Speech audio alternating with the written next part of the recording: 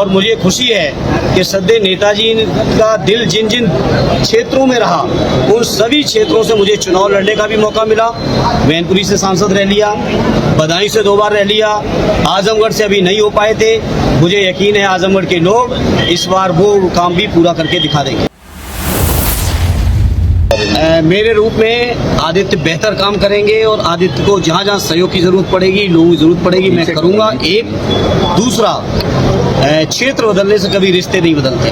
सांसद जी, जिन 15 साल पहले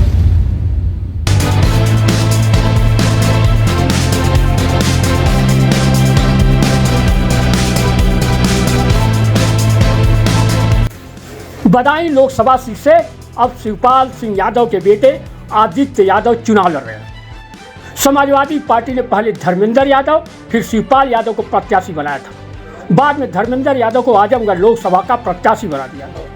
इस बीच कल यानी 14 अप्रैल को बदायूं सीट पर आदित्य यादव के नाम की घोषणा करी। आदित्य यादव शिवपाल सिंह यादव के पुत्र हैं।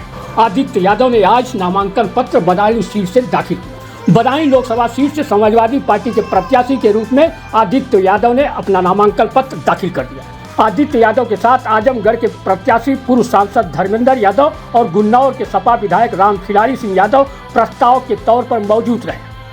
आदित्य यादव ने दोपहर लगभग 2 बजे अपने बड़े भाई धर्मेंद्र यादव के साथ बदायूं कलेक्ट्रेट कार्यालय पर नामांकन करने पहुंचे। नामांकन के दौरान आदित्य के पिता शिवपाल सिंह यादव नहीं आए।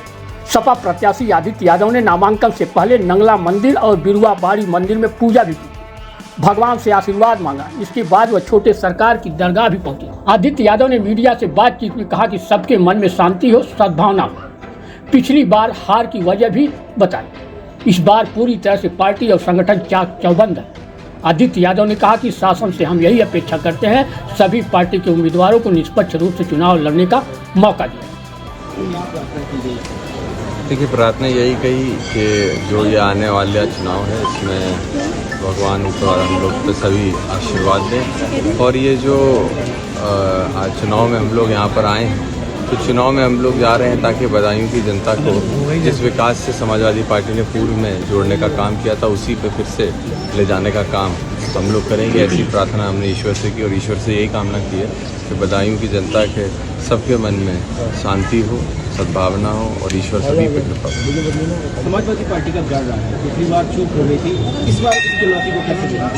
देखिए, पिछली बार हुई थी लेकिन उनके कई सारी वजहें थी। इस बार सभी लोग पूरी पार्टी का पूरा संगठन पूरी तरीके से चौबंद है और निश्चित प्रशासन से हम यही आशा करते हैं कि निष्पक्ष तरीके से चुनाव हो, सभी पार्टी और सभी दल और सभी प्रत्याशियों को बराबर का चुनाव लड़ने का मौका दिया जाए। इस बीच मीडिया से बात करते हुए आजमगढ़ के सपा प्रत्याशी धर्मेंद्र यादव ने कहा कि मुझे खुशी है, आजमगढ़ की वही सरजमी है जैसा हमारी बदायूं की सरजमी है। आजमगढ़ का भी वही इतिहास रहा है जो बदायूं का रहा। नेताजी खुद आजमगढ़ के सांसद रहे, अखिलेश यादव जी भी सांसद आजमगढ़ के रह चुके, वो भी बहुत शानदार सरजमी है आजमगढ़। उन्होंने कहा मुझे खुशी है कि नेताजी का दिल जिस क्षेत्र में रहा उन सभी क्षेत्रों से मुझे चुनाव लड़ने का मौका मिला है। मैनपुरी से सांसद भी रह लिया हूं और बदायूं से भी 2 बार सांसद रह चुका हूं। आजमगढ़ से अभी सांसद नहीं हो पाया था। धर्मेंद्र यादव कहते हैं मुझे यकीन है कि आजमगढ़ के लोग इस बार पूरा कर देंगे।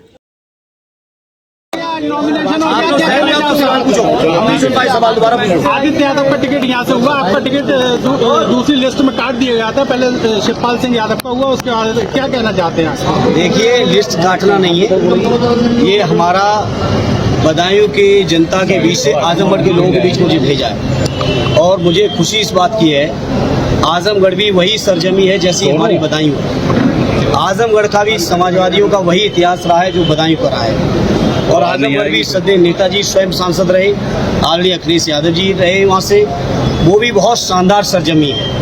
और मुझे खुशी है कि सद्य नेताजी का दिल जिन जिन क्षेत्रों में रहा उन सभी क्षेत्रों से मुझे चुनाव लड़ने का भी मौका मिला। मैनपुरी से सांसद रह लिया, बदायूं से 2 बार रह लिया, आजमगढ़ से अभी नहीं हो पाए थे। मुझे यकीन है आजमगढ़ के लोग इस बार वो काम भी पूरा करके दिखा देंगे। आगे बीजेपी के घोषणा पत्र पर धर्मेंद्र यादव ने कहा कि मोदी जी की बातों पर अब किसी को यकीन नहीं।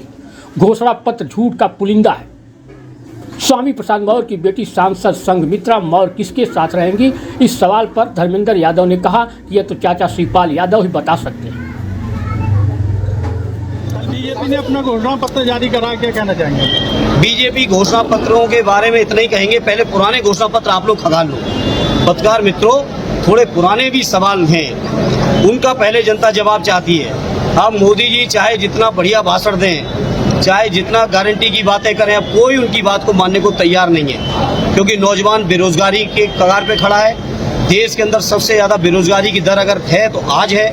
किसान परेशान हैं, आत्महत्याएं कर रहे हैं, आंदोलन में उनकी हत्याएं हो रही हैं। इसलिए बीजेपी के घोषणा पत्र में किसी को यकीन नहीं है। महंगाई बढ़ रही है, जो बीजेपी दम भरती थी देश नहीं बिकने दूंगा, वो देश की जितनी भी अब तक की कमाई थी सारी अपने दोस्तों को बेचने का काम बीजेपी के लोग कर रहे हैं। इसलिए बीजेपी का घोषणा पत्र झूठ के ढकोसले के अलावा, जुमलों के अलावा कुछ नहीं रहा। और जनता बहुत समझदार है, मोदी जी की बातों में 10 साल भरोसा कर लिया, अब नहीं करेगी। 2024 का चुनाव पिछले चुनाव से अलग कैसा रहेगा?